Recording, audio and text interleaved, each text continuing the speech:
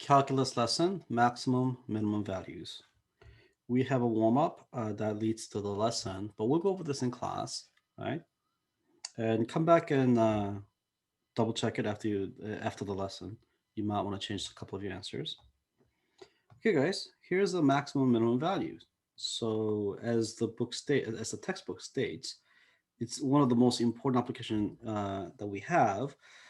This is used for what they call optimization problems, and we'll come back to that, and let's think about this for a second, guys. All right, let's look at this picture.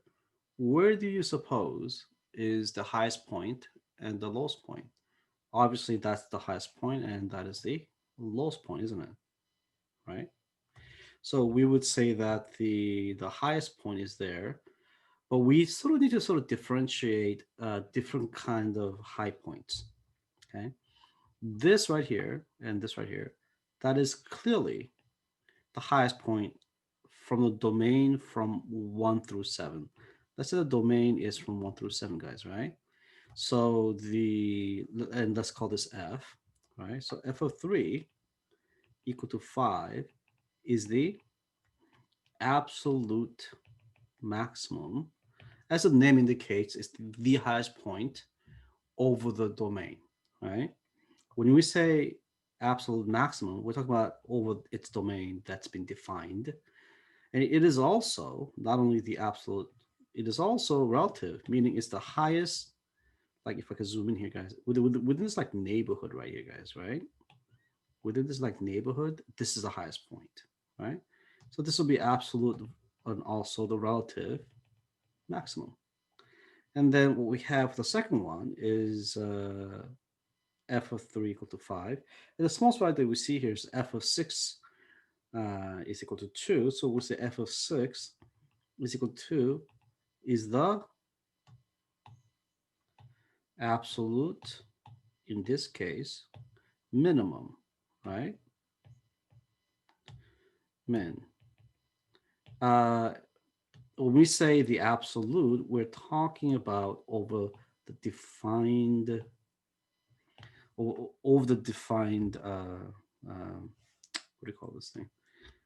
Sorry, domain, right? But we're going to like carefully differentiate the types of maximum that is between absolute and relative. And I think you sort of got the idea of what that meant. We're going to slowly go over that, guys. Okay, guys? Okay. So the definition is that let C be the number in the domain D of a function f, then f of C is the maximum value of f on D if f of C is greater than or equal to f of x for all x in D, meaning it's the highest value.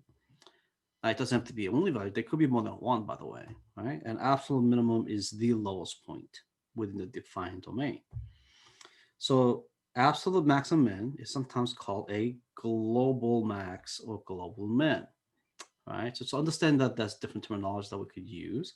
And maximum minimum of f are also called extreme values of f, okay? Because they're at the extreme ends of the values. So in this particular case, that would constitute absolute minimum because that is indeed the lowest point, right? This right here. And that's right here, guys, represents the highest point. So this is the absolute max value over here and absolute min. Because when we talk about absolute max for min, we're talking about y values. Okay, guys? All right. Now, if there was another point, let's say, coming this way and just touch it or the same as this, then they both, the absolute min occurs at the two different values. Okay. But we don't have that right now, so it's okay. All right. The definition of now we're going to talk about the local maximum, right? And the key word over here is greater than or equal to when x is near the C. So what does it mean to be near C? Right? So another way to say C is that it's in the neighborhood of C, or it's in some open interval around C. And in a different textbook, they have defined it as for h greater than 0, and h could be any size, by the way. I would prefer to use epsilon, but it's okay. Okay, we say that C is the member or is in this particular interval, right? Now,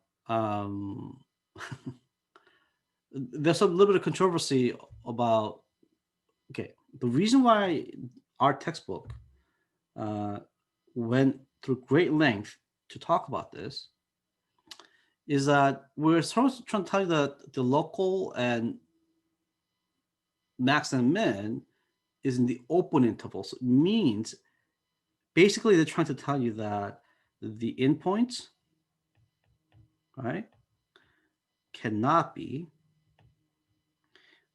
absolute, sorry, cannot be relative max or min. Now that's that. So this is a little bit of controversy, but this is what the textbook is trying to tell you. Okay, so I probably wouldn't give any questions to try to trick you into doing stuff like this, but that's what it is. Okay, all right. So let's move on.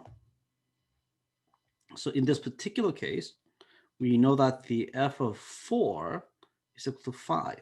See that? F of 4 equal to 5 is the local minimum because, right, 5, look over here, guys. What does it say? This is the lowest point near, right? Because this is the lowest value near 4, x equal to 4, right? And f of 12 is both local min and max because the reason is over here, guys. The reason was the local min is the same reason as this, okay? Same reason as the fact that it is a lowest value when x is equal to 12, and it is the lowest value, right? I'm sorry, near, and then over the D, the domain that's been defined, right? And this is local maximum because it is the highest value near, right? X equal to 8. Another way to say near 8 is what, guys? Open interval around x equal to c. So some books use the term open interval around it, and some books will call it near c. The neighborhood is a term that's used probably in real analysis, probably. And then this is, if you turn to epsilon, that's how we would sort of define it, actually. Okay, let's move on.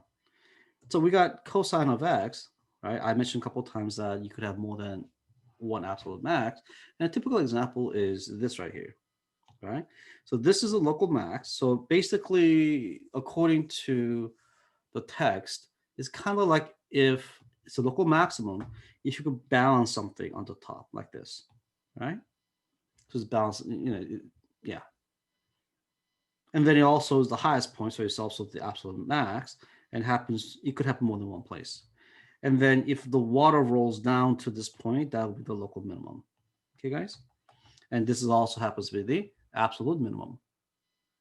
So the absolute minimum can be local, and local can be absolute. Okay. All right. So we got extreme value theorem that says if it's continuous and it's closed on a closed interval AB, then f attains the absolute maximum f of c and absolute minimum of d, f of d at some point for some number a and d in AB. So this is basically a long-winded way of saying that extreme value, the absolute max and min, can occur, right, in on the endpoints. Okay, that's basically what it's saying. So it's allowed to happen on the endpoint. So in this particular case, that would be the absolute max, absolute min over here. That'll be absolute max. Look at that, absolute min happen on the endpoint.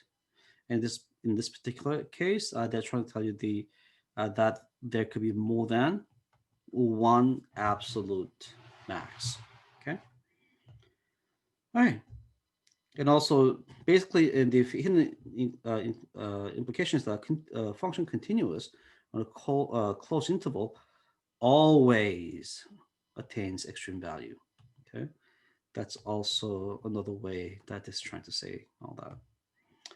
Okay, so reason why this is not a local max, it's absolute max, is because it's an open interval. It's not closed interval, right? So that is not absolute max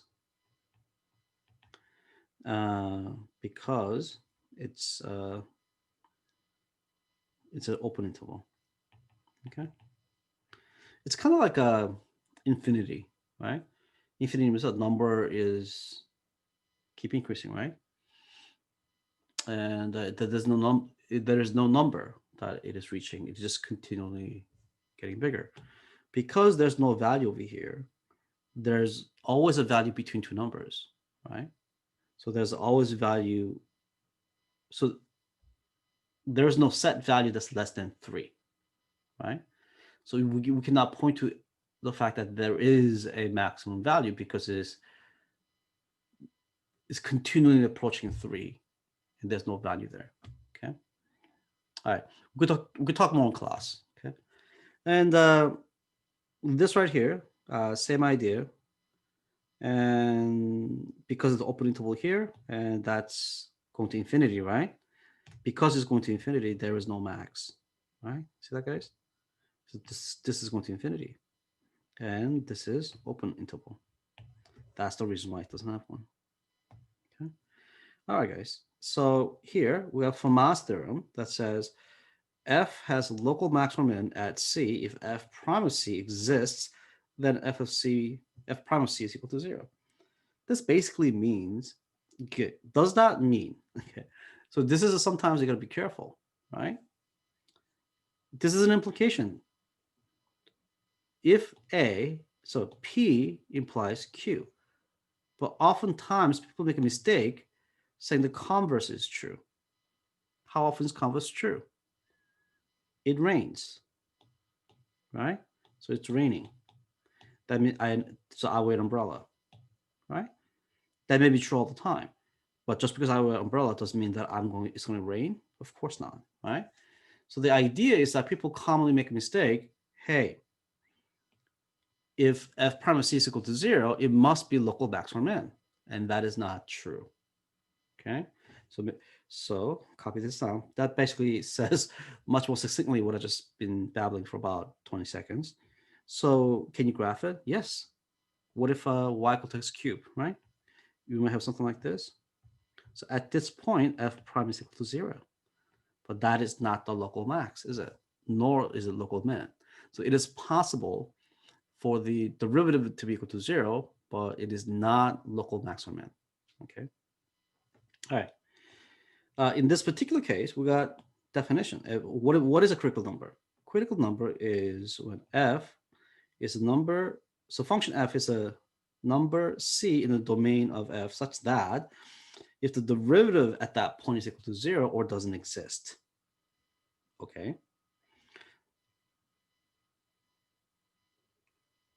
Oopsie.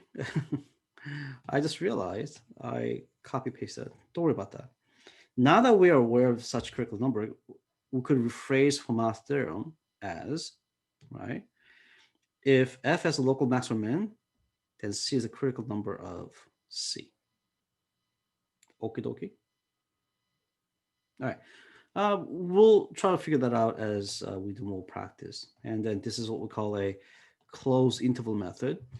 So let's do step by step, shall we? Okay. To find the absolute maximum min, we need to do is find the critical value, meaning that we set find f prime equal to 0 or f prime is equal to undefined. We're going to find the value of x such that, right? And then we need to know what the endpoints are, and then we would actually evaluate all the values, uh, find the y value of the endpoints plus the y value of associated with critical values. Having said that, see if you could do this on your own, guys. Okay. After I laid out those steps. Okay. I would recommend that you pause the video. All right. Okay, guys. Here it goes. This is what I got. So I rewrote that thing and said, hey, wait a minute. Oops, I made a boo-boo. All right. So the x is all real number, but x cannot be 0, isn't it? That's right. In the numerator, knowing what that is, we know that x has to be greater than 0. So the intersection of these two is x is greater than 0. So that's my domain, right? And then we would sometimes write it this way, or, oopsie, or we could write that domain is what? 0 to infinity, like, oopsie, like this. So the first thing that you would do is that you would do the derivative, which comes out to this point. And then we set that, now, when is it undefined, right? And when it's equal to 0. So when you do that, this is what we get. So we know that we set the numerator equal to 0 here, guys. And then we know that x equals to square root of e. And then it's f prime of x is not defined when x equal to 0, but it's not part of the domain. That is the reason why, right? The critical number of the function is x equal to square root of e. That's it. All right, guys, we got 2 more examples.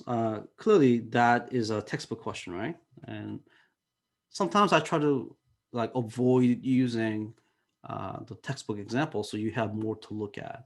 So my recommendation is that please do look at the examples that you see in the textbook as well. Okay. All right, guys, try this problem and the next problem here, and see where you go with it. And I'm gonna walk you through it. Okay. Please pause the video. All right, guys, here it is. Now, first thing that we would do is actually find the derivative. And I did using the quotient rule. And you can clearly see that the x squared minus 2x squared is negative x squared. And you got negative x over here. That's positive x over here. That cancels. And you got 1 over there. Boom. Here we go. So we set the numerator equal to 0, right?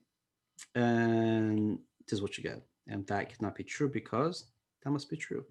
Now ask yourself this question. Does that ever equal to 0? Right? Does that ever equal to 0? If you sort of think about it, it doesn't. Let's just take this part, for example. It's not basically x times x minus 1.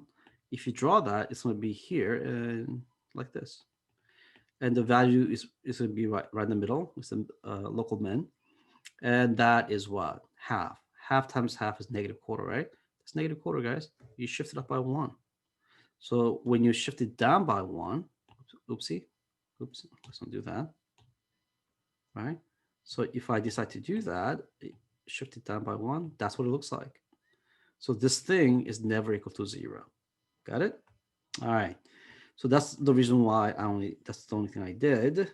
And then we consider the appropriate candidates. That is when all the values of x such that f prime is equal to 0 or f prime is undefined. But we don't have one of those, right? And then we also include the endpoints. Remember, we excluded this because it's not part of the domain, right? When you do that, this is what we get. Clearly, we could see that that's the lowest value and that's the largest, right?